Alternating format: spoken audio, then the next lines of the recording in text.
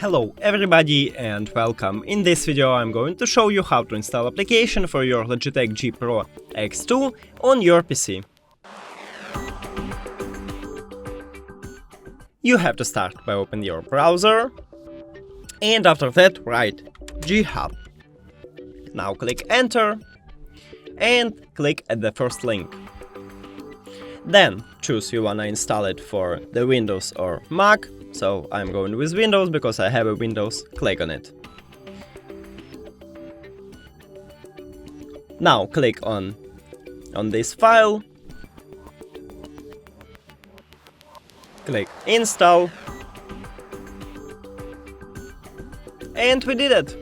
Thank you for watching this video. If you found it helpful, please consider subscribing to the channel and leave the like on the video. It's really important to us. See you later.